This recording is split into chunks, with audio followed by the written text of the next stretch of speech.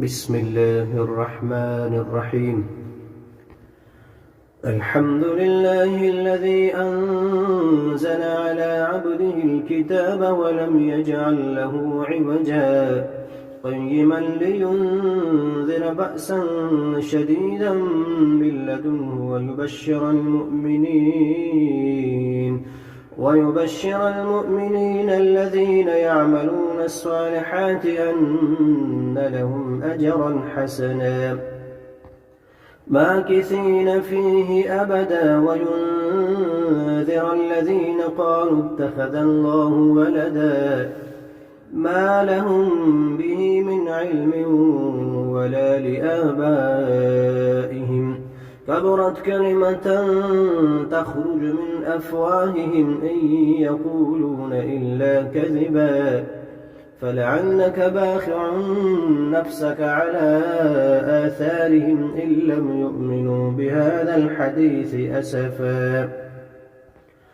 إنا جعلنا ما على الأرض زينة لها لنبلوهم أيهم أحسن عملا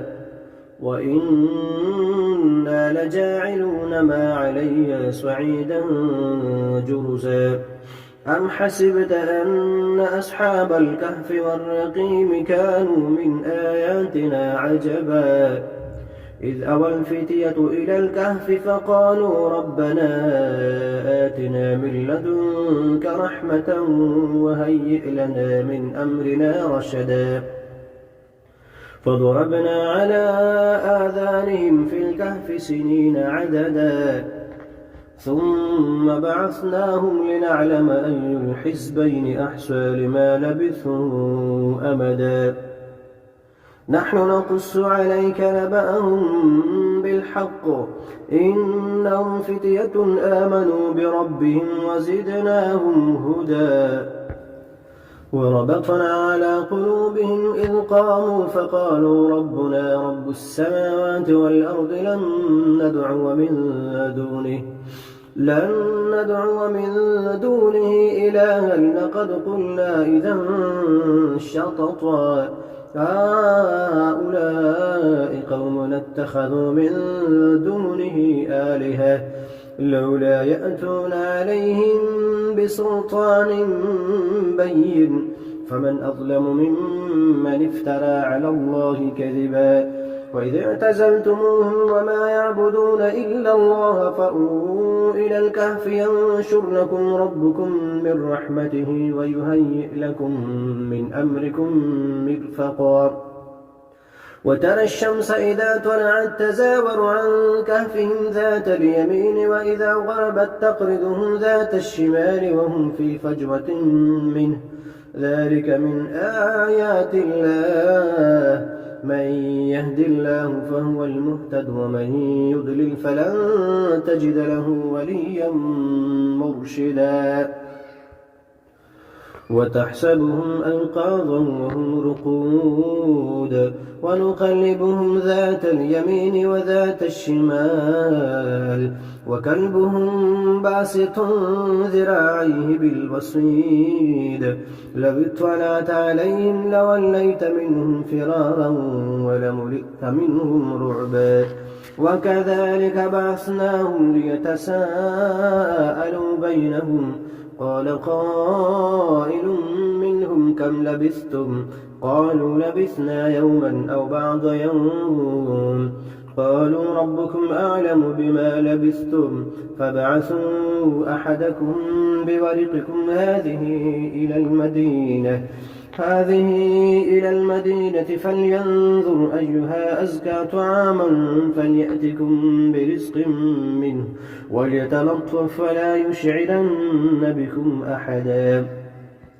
إنهم إن يظهروا عليكم يرجموكم أو يعيدوكم في ملتهم ولن تفلحوا إذا أبدا وكذلك أعثرنا عليهم ليعلموا أن وعد الله حق وأن الساعة لا ريب فيها إذ يتنازعون بينهم أمرهم فقالوا بنوا عليهم بنيانا ربهم أعلم بهم قال الذين غلبوا على أمرهم لنتخذن عليهم مسجدا سيقولون ثلاثة رابعهم كلبهم ويقولون خمسة سادسهم كلبهم رجما بالغيب ويقولون سبعة وثامنهم كلبهم قل ربي أعلم بعدتهم ما يعلمهم إلا قليل فلا تمار فيهم إلا مراء ظاهرا ولا تستفت فيهم منهم أحدا ولا تقولن لشيء إني فاعل ذلك غدا إلا أن يشاء الله واذكر ربك إذا نسيت وقل عسى أن يهديني ربي لأقرب من هذا رشدا ولبثوا في كهفهم 300 سنين وازدادوا 9 قل الله أعلم بما لبثوا له غيب السماوات والأرض أبصر به وأسمع ما لهم من دونه من ولي ولا يشرك في حكمه أحدا واتل ما أوحي إليك من كتاب ربك لا مبدل لكلماته ولن تجد من دونه ملتحدا واصبر نفسك مع الذين يدعون ربهم بالغداة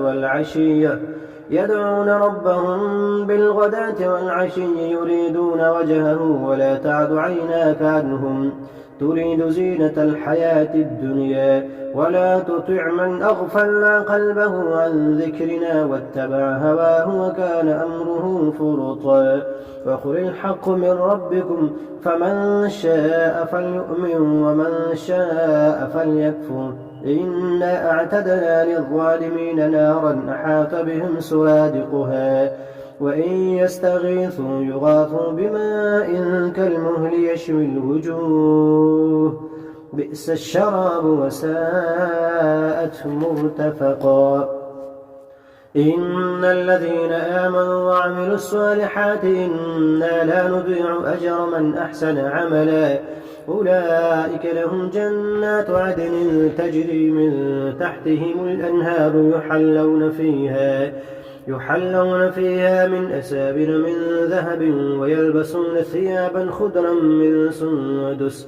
خضرا من سندس واستبرق متكئين فيها على الأرائك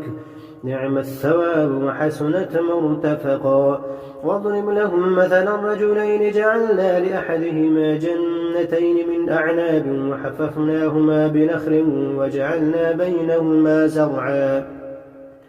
كلتا الجنتين آتت أكلها ولم تظلم منه شيئا وفجرنا خلالهما نهرا وكان له ثمر فقال لصاحبه وهو يحاوره أنا أكثر منك مالا وأعز نفرا ودخل جنته وهو ظالم لنفسه قال ما أظن أن تبيد هذه أبدا وما أظن الساعة قائمة ولئن رددت إلى ربي لأجدن خيرا منها منقلبا قال له صاحبه وهو يحاوره أكفرت بالذي خلقك من تراب ثم من نطفة ثم سواك رجلا لكنه هو الله ربي ولا أشرك بربي أحدا ولولا إذ دخلت جنتك قلت ما شاء الله لا قوة إلا بالله إن ترني أنا أقل منك مالا وولدا فعسى ربي أن يؤتيني خيرا من جنتك ويرسل عليها حسبانا من السماء فتصبح صعيدا زلقا أو يصبح ماؤها غورا فلن تستطيع له طلبا وأحيط بثمره فأصبح يقلب كفيه على ما أنفق فيها وهي خابية على عروشها ويقول يا ليتني لم أشرك بربي أحدا ولم تكن له فئة ينصرونه من دون الله وما كان منتصرا هنالك الولاية لله الحق هو خير ثوابا وخير عقبا واضرب لهم مثل الحياة الدنيا كماء إن أنزلناه من السماء فاختلط به نبات الأرض فأصبح هشيما تذروه الرياح وكان الله على كل شيء مقتدرا المال والبنون زينة الحياة الدنيا والباقيات الصالحات خير عند ربك ثوابا وخير أملا ويوم نسير الجبال وترى الأرض بارزة وحشرناهم فلم نغادر منهم أحدا وعرضوا على ربك صفا لقد جئتمونا كما خلقناكم أول مرة بل زعمتم أن لن نجعل لكم موعدا ووضع الكتاب فترى المجرمين مشفقين مما فيه ويقولون يا ويلتنا ما لهذا الكتاب لا يغادر صغيرة ولا كبيرة إلا أحصاها ووجدوا ما عملوا حاضرا ولا يظلم ربك أحدا وإذ قلنا للملائكة اسجدوا لآدم فسجدوا إلا إبليس كان من الجن ففسق عن أمر ربه أفتتخذونه وذريته أولياء من دوني وهم لكم عدو بئس للظالمين بدلا ما أشهدتم خلق السماوات والأرض ولا خلق أنفسهم وما كنت متخذ المضلين عضدا ويوم يقول نادوا شركائي الذين زعمتم فدعوهم ولم يستجيبوا لهم وجعلنا بينهم موبقا ورأى المجرمون النار فظنوا أنهم مواقعوها ولم يجدوا عنها مصرفا ولقد صرفنا في هذا القرآن للناس من كل مثل وكان الإنسان أكثر شيء جدلا وما منع الناس أن يؤمنوا إذ جاءهم الهدى ويستغفروا ربهم إلا أن تأتيهم سنة الأولين أو يأتيهم العذاب قبلا وما نرسل المرسلين إلا مبشرين ومنذرين ويجادل الذين كفروا بالباطل ليدحضوا به الحق واتخذوا آياتي وما أنذروا هزوا ومن أظلم ممن ذكر بآيات ربه فأعرض عنها ونسي ما قدمت يداه إنا جعلنا على قلوبهم أكنة أن يفقهوه وفي آذانهم وقرا وإن تدعهم إلى الهدى فلن يهتدوا إذا أبدا وربك الغفور ذو الرحمة لو يؤاخذهم بما كسبوا لعجل لهم العذاب بل لهم موعد لن يجدوا من دونه موئلا وتلك القرى أهلكناهم لما ظلموا وجعلنا لمهلكهم موعدا وإذ قال موسى لفتاه لا أبرح حتى أبلغ مجمع البحرين أو أمضي حقبا فلما بلغا مجمع بينهما نسيا حوتهما فاتخذ سبيله في البحر سربا فلما جاوزا قال لفتاه آتنا غداءنا لقد لقينا من سفرنا هذا نصبا قال أرأيت إذ أوينا إلى الصخرة فإني نسيت الحوت وما أنسانيه إلا الشيطان أن أذكره واتخذ سبيله في البحر عجبا قال ذلك ما كنا نبغي فارتد على آثارهما قصصا فوجدا عبدا من عبادنا آتيناه رحمة من عندنا وعلمناه من لدنا علما قال له موسى هل أتبعك على أن تعلمني مما علمت رشدا قال إنك لن تستطيع معي صبرا وكيف تصبر على ما لم تحط به خبرا قال ستجدني إن شاء الله صابرا ولا أعصي لك أمرا قال فإن اتبعتني فلا تسألني عن شيء حتى أحدث لك منه ذكرا فانطلقا حتى إذا ركبا في السفينة خرقها قال أخرقتها لتغرق أهلها لقد جئت شيئا إمرا قال ألم أقل إنك لن تستطيع معي صبرا قال لا تؤاخذني بما نسيت ولا ترهقني من أمري عسرا فانطلقا حتى إذا لقيا غلاما فقتله قال أقتلت نفسا زكية بغير نفس لقد جئت شيئا نكرا قال ألم نقل لك إنك لن تستطيع معي صبرا قال إن سألتك عن شيء بعدها فلا تصاحبني قد بلغت من لدني عذرا فانطلقا حتى إذا أتيا أهل قرية استطعما أهلها فأبوا أن يضيفوهما فوجدا فيها جدارا يريد أن ينقض فأقامه قال لو شئت لاتخذت عليه أجرا قال هذا فراق بيني وبينك سأنبئك بتأويل ما لم تستطع عليه صبرا أما السفينة فكانت لمساكين يعملون في البحر فأردت أن أعيبها وكان وراءهم ملك يأخذ كل سفينة غصبا وأما الغلام فكان أبواه مؤمنين فخشينا أن يرهقهما طغيانا وكفرا فأردنا أن يبدلهما ربهما خيرا منه زكاة وأقرب رحما وأما الجدار فكان لغلامين يتيمين في المدينة وكان تحته كنز لهما وكان أبوهما صالحا فأراد ربك أن يبلغا أشدهما ويستخرجا كنزهما رحمة من ربك وما فعلته عن أمري ذلك تأويل ما لم تستطع عليه صبرا ويسألونك عن ذي القرنين قل سأتلو عليكم منه ذكرا إنا مكنا له في الأرض وآتيناه من كل شيء سببا فأتبع سببا حتى إذا بلغ مغرب الشمس وجدها تغرب في عين حمئة ووجد عندها قوما قلنا يا ذا القرنين إما أن تعذب وإما أن تتخذ فيهم حسنا قال أما من ظلم فسوف نعذبه ثم يرد إلى ربه فيعذبه عذابا نكرا